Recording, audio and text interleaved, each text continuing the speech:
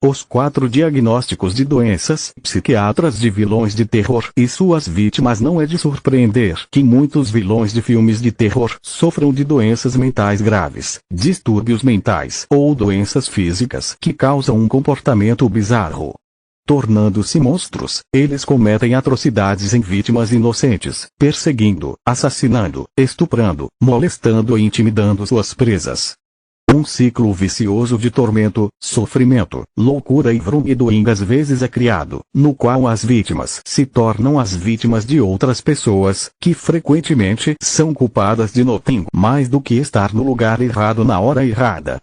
Seu comportamento é tão hediondo que alguns confundem seus atos com atos de seres demoníacos, bicho-papões imortais, mutantes, fantasmas ou o próprio diabo. Embora esses filmes muitas vezes permitam a possibilidade de uma explicação sobrenatural e regular dos eventos que retratam, a ciência médica normalmente permite apenas uma causa, embora a causa, doença mental, quer se aplique ao vilão ou à vítima de um filme, como um monstruoso de Stephen King. Ele expecte muitas formas, todas horríveis e terríveis de se ver. Foto 1. Macomierce Laurie Strode. De uma perspectiva psiquiátrica, a representação de personagens mentalmente perturbados em filmes de terror bizarros, como em outros gêneros cinematográficos, é muitas vezes totalmente impreciso. No entanto, os alunos da Rutgers University do curso Redrum do Teacher Anthony Tobey assistem a filmes de Dread, incluindo Psycho, 1960, Halloween, 1978, e Enigma on Elm Street, 1984. Tobey os instrui para evitar os filmes pelo valor das faces dos doentes mentais e, em vez disso, focar em uma compreensão abstrata e simbólica do resumo do enredo que se encontra ou aspectos da análise do personagem ético. Pertinente a discussões de um espectro completo de doenças mentais que essas pessoas se encontram. Pode ser que talvez o terapeuta estivesse se referindo ao diagnóstico de Sam Loomis, o psiquiatra de Michael, que o identificou como puro mal que estava dentro dele, embora tal diagnóstico não esteja, é claro, estritamente falando, em qualquer volume da Bíblia da profissão, levando o diagnóstico e manual estatístico, DSM. Hannibal Lecter e Clarice Starling. Embora as observações do Dr. Glenn O. Gabbard sobre Hannibal Lecter sejam baseadas nos romances de Thomas Harris, as opiniões de Gabbard são levadas à adaptação do filme também, uma vez que a empresa de filmes com Lecter e a agente do FBI Clarice Starling é popularmente baseada no livro de Harris. Gabbard acha a psicologia por trás de Hannibal, 1999, um tanto autocontraditória e a visão hemodinâmica do autor da psiquiatria ambivalente, perguntando se os leitores dedicados tendem a aceitar o retrato de Harris de um psicopata obstinado com sérias ligações duradouras e amorosas com objetos internos, mas é claro, a partir de sua artimanha do romance, que Gabbard vê Lecter como um personagem que se destina a representar um verdadeiro psicopata sem escrúpulos. Para Kylo Jones, um estudante superior do programa de psicologia e aconselhamento da Grand Canyon University, o relato do DSM sobre o transtorno de personalidades dessas pessoas antissocial, ASP em alguns contextos, também conhecido como psicopatia e sociopatia, se encaixa em Lecter.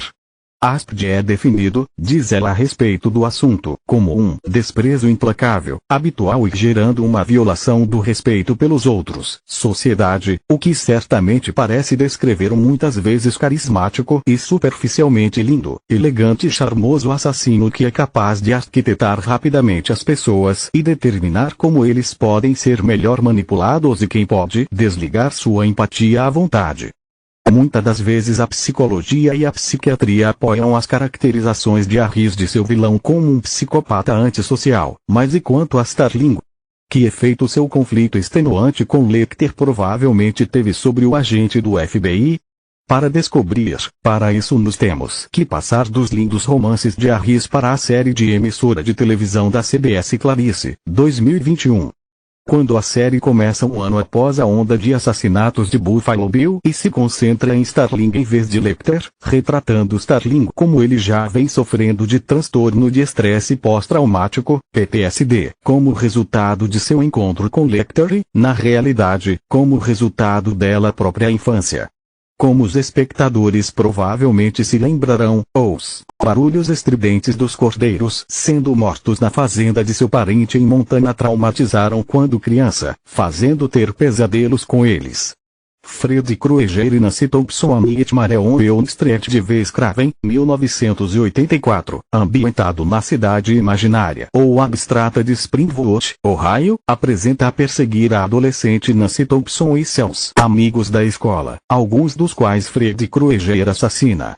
Krueger é incentivado em parte pela busca da vingança. Ele mata os filhos dos pais das vítimas de seus filhos depois que os pais se uniram para queimá-lo vivo após sua fuga da punição por ter assassinado os seus filhos e filhas.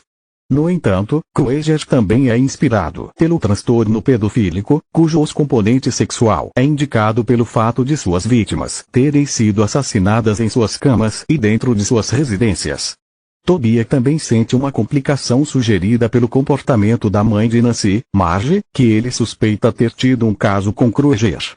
Embora tenham matado outras crianças, Krueger poupa a vida de Nancy como sendo de alguma forma especial, diz Tobias, e a referência de Marge a Krueger como Fred, quando os outros pais se referem a ele como Fred Krueger, sugere a memória de Marge de sua proximidade com ele.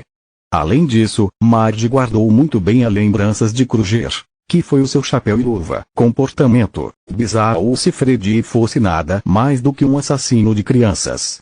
Talvez seja devido ao seu caso com Krueger que Marge, uma alcoólatra, esconde a verdade sobre o assassinato de Krueger pelos adultos até que não seja mais possível para ela fazê-los.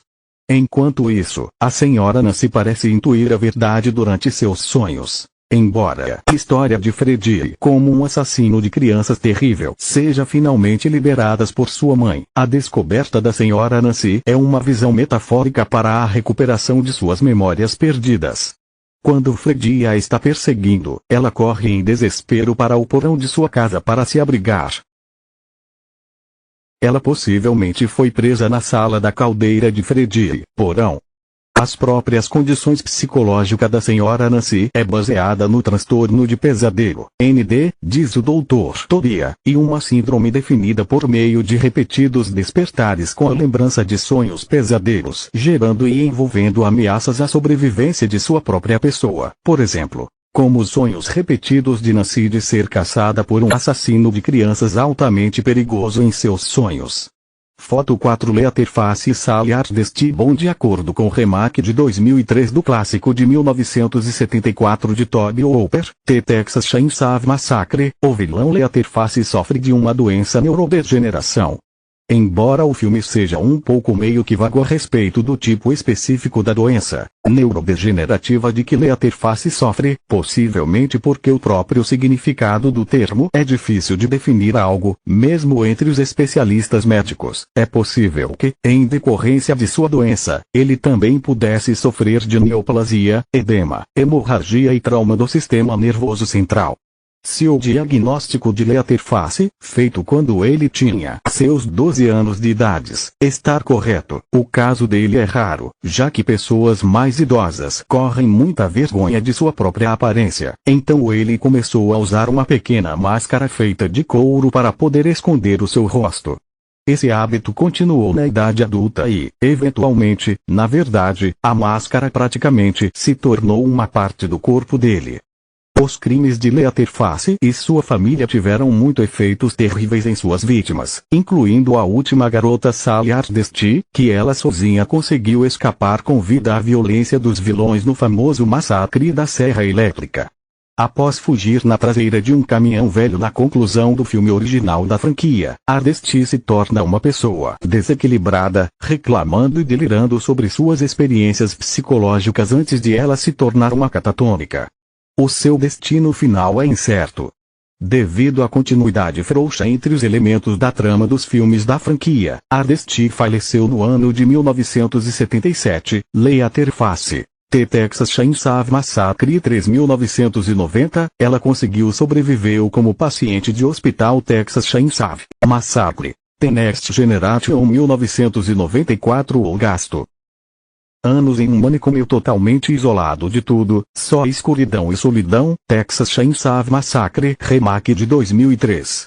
Se observarmos bem, no entanto, a catatonia em si é uma síndrome neuropsiquiátrica bem compreendida, detectável por anormalidades relacionadas a comportamentos motores, incluindo uns deles estar imóvel, não falar ou ter movimentos incomuns fora do contexto atual do ambiente, as formas mais graves dos quais, conhecidas como catatonias malignas, são marcadas por muitas anormalidades nas funções autonômicas, como nos sinais de febre, diaforese, taquicardia e hipertensão. A forma clássica da síndrome é reconhecível por mutismo, postura e estupor, mas, frequentemente, são características menos dramáticas são identificado incorretamente. O risco muito maior do que pacientes mais jovens. As condições físicas de Leatherface provavelmente foi exacerbada pelo comportamento muito agressivo de seus colegas durante a sua infância. Como foi explicado no remake de 2013 e na prequela de 2006 do filme original da franquia, The Texas Chainsaw Massacre, The Beginning, Leatherface nasceu com sequelas e desfigurado e tinha uma doença patológica de pele conhecida como câncer de pele hoje. Por causa de sua aparência estranha, ele foi implacavelmente intimidado e zombado por muitas pessoas no decorrer da vida. Ele não era muito inteligente, ele tinha uma grande dificuldade de raciocinar, mas o Sr. Benjamin tinha plena consciência de que estava sendo maltratado pelas pessoas.